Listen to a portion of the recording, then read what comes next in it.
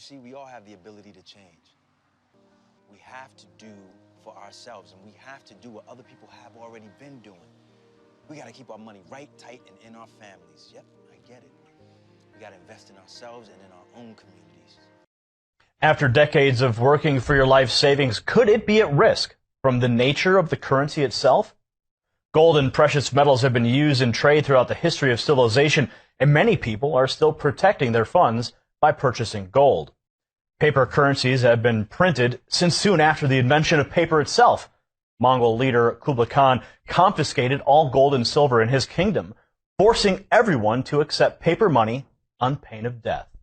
Paper currencies printed in vast quantities led to the collapse of the Persian economies in 1294 and China around 1450.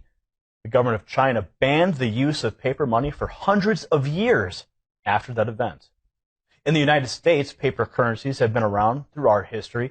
First, they were printed by banks and states, and later the bills became U.S. Treasury notes. And in 1913, the Federal Reserve started controlling the paper tender. Since that time, the buying power has decreased as inflation slowly eats away at the buying power of the dollar.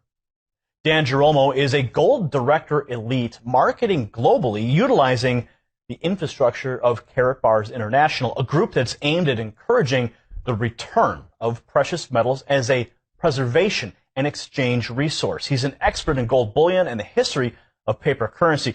He's our guest on the show today. He's here to talk to us about the U.S. dollar and how precious metals could provide a haven from inflation. We'll talk about the devaluation of the dollar and how it affects American families and how ordinary people like you can protect your life savings. Welcome to the program, Dan. Thanks, Gary. I appreciate you having me on the show today. Well, it's great to have you here. Gold is always a very popular topic. People love it. You go to the jewelry store and it's shining in front of you. People have been using it as a medium of exchange for years, as I mentioned. But how does the real value of precious metals compare to the U.S. dollar? We've seen all these bailouts and we've seen the inflation as we talked about. So how is gold tied to that? Very good question. First of all, many people don't realize that the dollar, this right here, that dollar was worth 1.5 grams of gold when it first came out. That wasn't taught to me in schools. Was it taught to anybody else? And so the dollar, and this is the world's exclusive reserve currency until it isn't anymore. Okay? There's a shelf life with all money, and this is supposed to be a representation of your labor. But why is it worth less tomorrow than it is today? And so paper money is merely a substitute for real gold money. Okay? And so its role in society is back to the basics. Whatever happens to the dollar happens to everything you have kept in dollars. Okay? And so if there was a way that you could get back to real gold money as a preservation of your labor, that is where we need to head, because it has created all the symptoms in society for it not doing what it used to do. It's really just that simple. But many people haven't paid attention to it because it's so slow. It's like a mouse eating on a little piece of a cookie. And so over time you see it, but not directly in a short sense. So the dollar, one U.S. dollar used to be equal to how many grams? 1.5 grams of gold. So then what caused this shift? Well, number one, the government could only print enough money as they had enough gold in their vaults to back it up. And when certain policies, even with good intentions, whatever, caused them to exceed that, they had to make a change and decouple it from gold. And I believe that was August 15th, 1971. Now, we've had a number of guests on this program who have warned of an economic collapse. Jerold Salente has been a guest on the program a number of times. He's warned of this for some time. We've also had Charles Goyette, the author of The Dollar Meltdown. He's been on the program. He's warned of the pending collapse. In your view, in your assessment of what you've seen as you travel the world and you witness different economies, you witness different mediums of exchange, are we as a nation here in the United States under the threat of a economic collapse? Well, I'm sure I'm not a sightseer, but I would say that we see all the symptoms in society today that there's going to be a change. We saw it in the mortgage debacle. No real legislation has changed from that since then. So there's nothing to prevent that from happening again. There's all kinds of other indicators across the planet, as we see in, for instance, Occupy Wall Street, Tea Party movement, regime changes, bail-ins, bailouts, private pension funds being swapped out with public trust funds. We've seen Venezuela in early February actually devalue their bolivar, right? They did it without warning, and I'm sure that caused some economic turmoil. And so this is the world's exclusive reserve currency until it isn't anymore. And it is only backed by a promise, okay, that it's good to pay the taxes, right? And they can continue to leverage it as long as somebody wants to buy your debt. Well, what if somebody doesn't want to buy your debt anymore? That is going to come a time when there's going to be some changes. I do not know what they're going to look like here or in another country. But as the dollar goes, do many other currencies go? Now, in the Great Depression, the collapse that took place there, if you look at a chart, you can see the stock market. It's a little pimple compared to where we are today. Do you believe we're on the edge of a super bubble? In my opinion, yes. And I think honestly, in common sense, can the stewards of this ever tell you that it's in trouble? Logically, in common sense, they can't, because the confidence in it has to stay high. But we're seeing different things like Myras and, all the different aspects. Even in cities in California, they're taking the city pension funds and they're swapping them out with public trust bonds. Hard assets swapped out with public trust bonds, IOUs, to extend it. And so we're witnessing some things we haven't seen before, mainly because they've occurred before, but nobody's old enough to have lived through many of those changes, maybe in some countries, but not here. Now, you're constantly referencing the U.S. dollar. Let's talk about the gold. Let's talk about real, tangible gold. Okay. Could a metal like gold lose its value if a sizable mine perhaps is discovered or large investors decide that they're going to sell off their assets?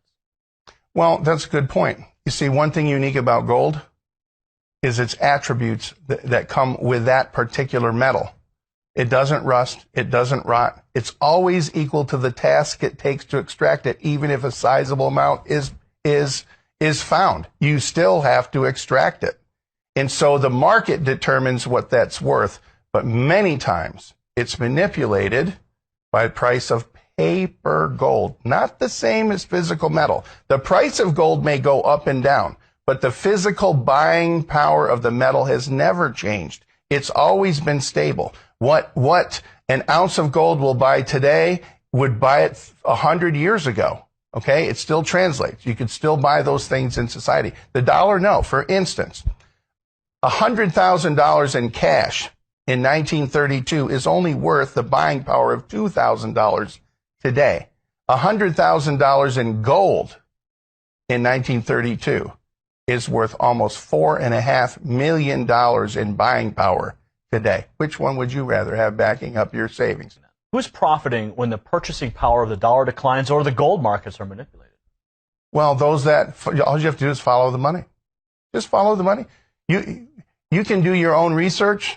I encourage you to do your own research and find out yourself. Anytime interest is collected, okay, who's getting the interest? Realize this. 3 years ago, the government and was collecting $3 to figure out what to do with $1.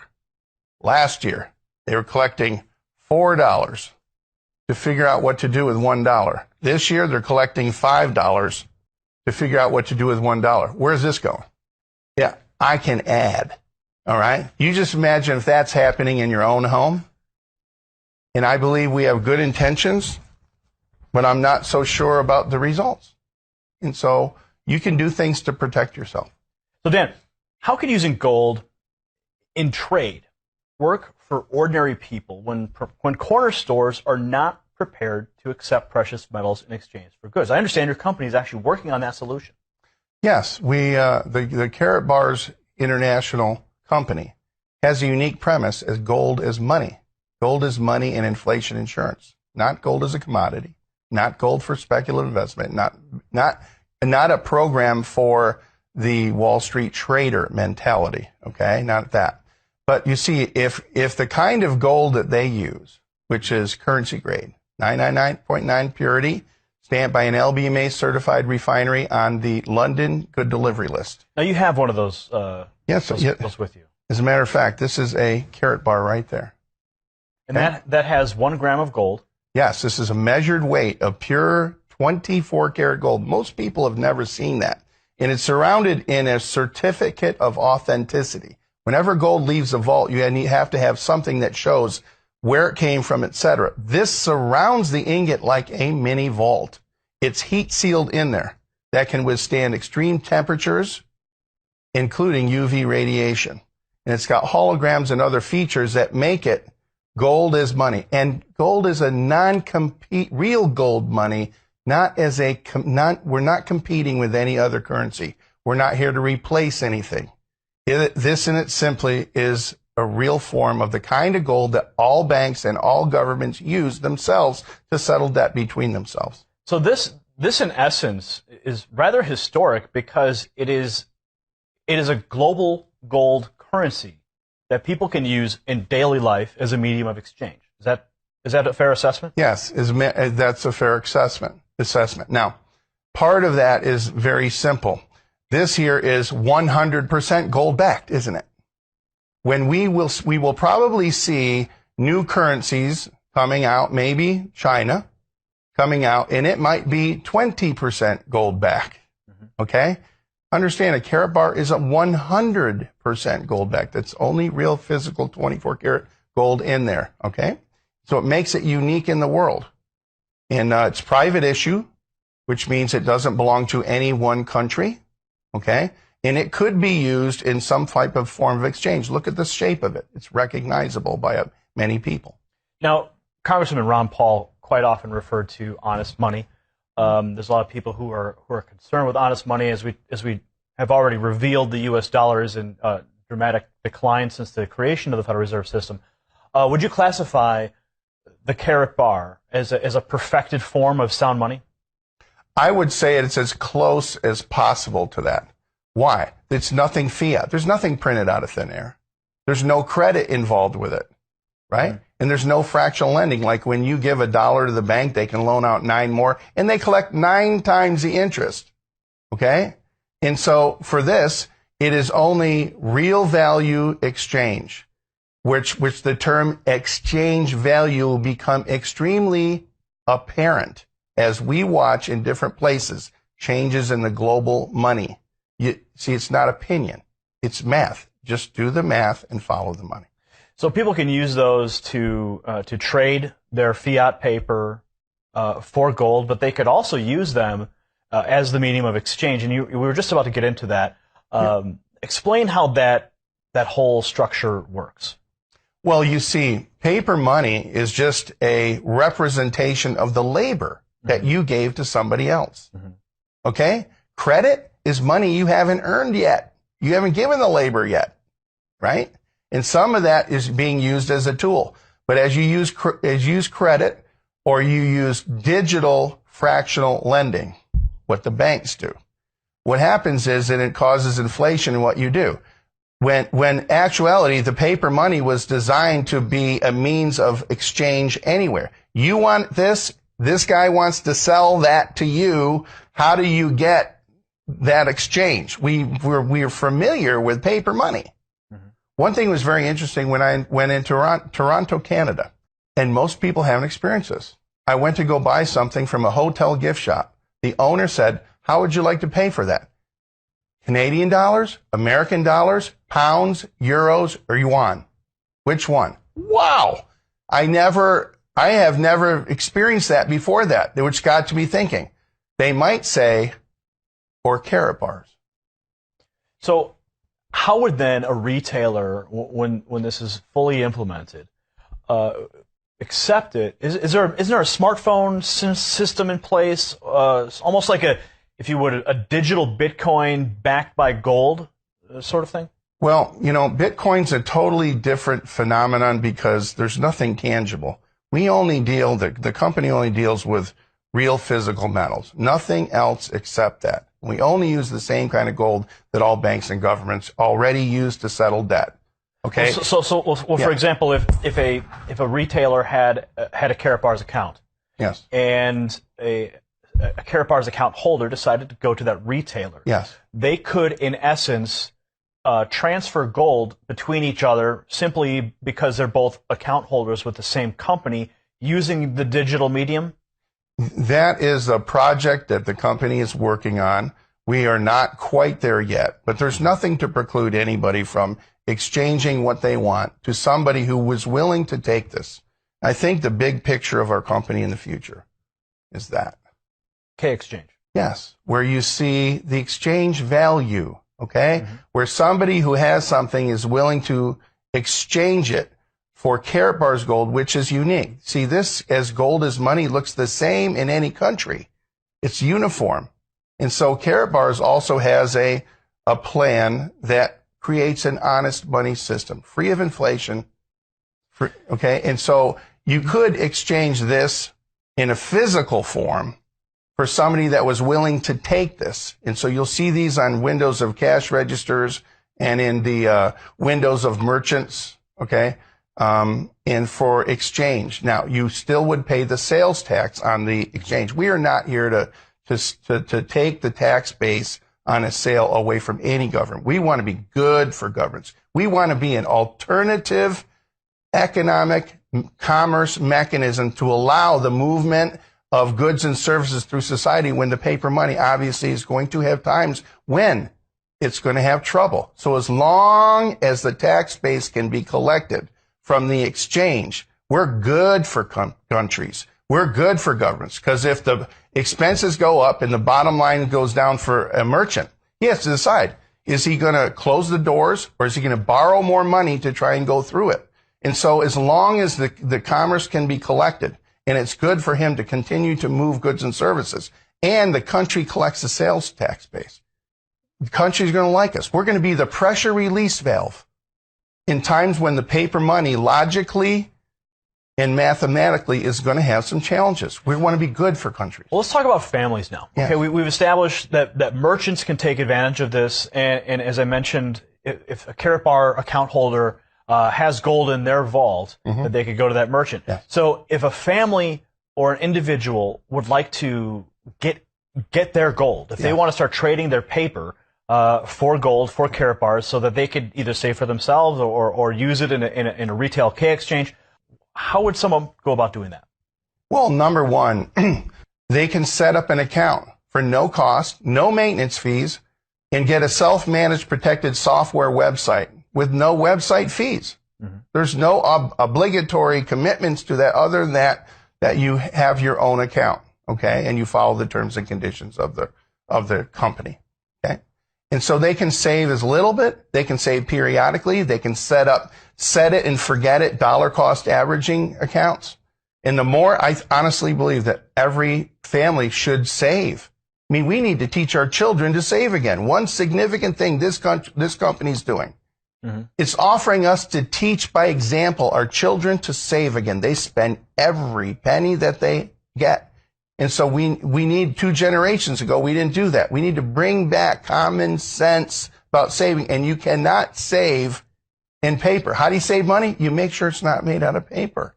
So with Karatbars International, your company is offering the ability to establish first a gold bullion savings plan. That's exactly correct. So when people are putting money into the bank, they're putting paper into the bank, what happens there as opposed to when you're creating a gold bullion savings account? Well, understand, we only deal in physical metal. You go to your bank and you put money in it, go try and get the money out.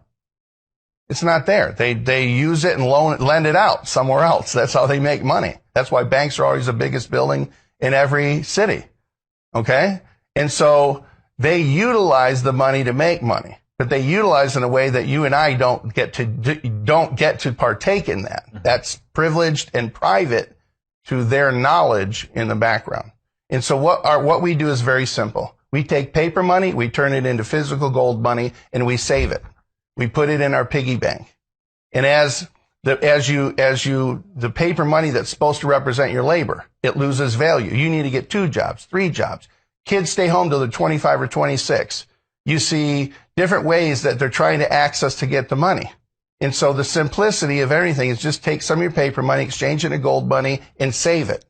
Okay? As the value of the paper money goes down, the value of the gold account preserves your labor and value in physical metal.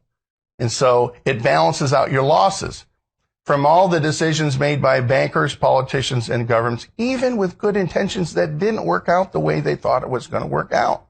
I can't control that. What I can control is what I do myself. Now, in my research, I've also discovered that through Karatbars International, there's a way that families could also achieve an additional income stream through an affiliate program. That's exactly right. Karatbars is an e-commerce company. Mm-hmm. And I want you to think of the premise in the future where anything that can be bought in paper money could also be bought in fractions of a gram of real gold money. If the gold money were uniform, easily recognizable in the hands of a lot of people, there lies the brilliance. Look at the shape, look at the metal, and it's the only kind of metal that all banks and governments use for settlement of debt. That's why this company doesn't do coins. That's why it doesn't do silver. Are they good forms to save? Yes. But are they universally accepted worldwide as good for settlement of debt? And so we will see the advent of more and more of these K exchanges come as the exchange value of the paper money becomes apparent of what it isn't doing. When people recognize that, the economic light bulb will come on. But what is the affiliate program? And how does it work, and how can a family benefit from that, aside from the simply setting up a gold bullion savings account? Yes. The simplicity is that your own actions to set one up and use one. Mm-hmm. Karatbars doesn't advertise. They give you the ability to refer others to us to open their own account. I don't sell gold. I don't give tax or financial advice. Mm-hmm. Here, I offer people to look at, this is what I'm doing. This is my result. If you like that, you can get your own account too. And if you like it, you can refer other people if you want to. And in turns, they give a substantial, robust rewards program back to you. And they've been in existence for over 4.5 years. It was in the middle of our 5th year now. And paying out regularly on time as needed. Okay?